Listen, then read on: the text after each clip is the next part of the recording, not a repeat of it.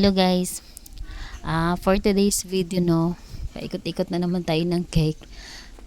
Lagi naman. So yung ginagawa ko nga pala dito is two-tier Roblox theme cake. Ayan guys, yung sa picture na nakikita nyo. Yan yung pinaggagayahan ko na sinend sa atin na yun ang gusto ng bata na magiging design ng kanyang cake. Ito ay pang 7th birthday.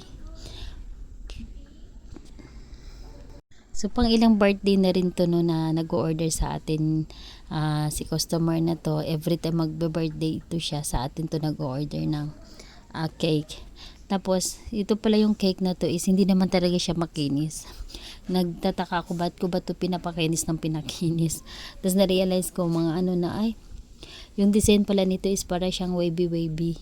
Gumamit ba ako dito ng spatula. Ayan siya. Sabi ko ba't pakinis, hindi pala ito siya kailangan kinisin kasi ganyan yung design na sinend sa atin na paggagayahan natin, pati taas, baba.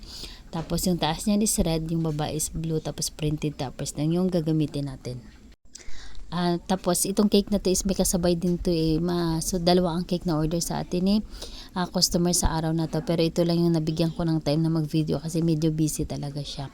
So yung ginagamit ko pala nga dito is yung icing na ginagamit ko siya is yung Whip Delight, Baker's Delight. Minsan gumagamit ako ng Whip It or ACC, depende kung saan tayo makamura sa online apps tayo bumibili. Tapos minsan nag-aabang tayo ng sale, kung sino mas mura doon tayo kukuha para makatipid-tipid tayo, kasi sa quality naman hindi naman sila magkakalayo talaga ng quality kung saan ka sanay, di ba?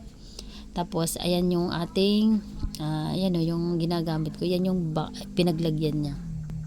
Tapos gumamit nga pala ako dito na yung parang grass tip na malaki, kasi hindi ko mahanap yung maliit ko pero yan yung pinaka design na ginamit ko. Tapos yung bago palang ginamit ko ngayon na color is yung mas madali siyang magiging red. Kay Sugar King naman siya yung ginamit ko ngayon, kasi yung nagamit ko before ang tagal talaga niya mag red, parang naubos ko pa yata yung halos kalahati ng tube bago siya talaga mag red. But this time gumamit ako ng ibang brand.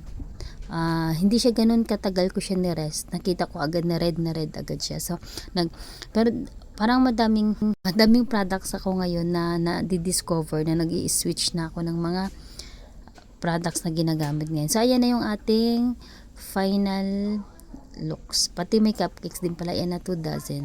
Ayan yan yung pinakita ko sa inyo para paano ko binip siya. Yan. Tingnan mo, medyo magulo-gulo. Ayan yung ginagamit ko. Yan yung ginamit ko dito sa cake na to ng mga brand na yan. So thank you for watching. Bye.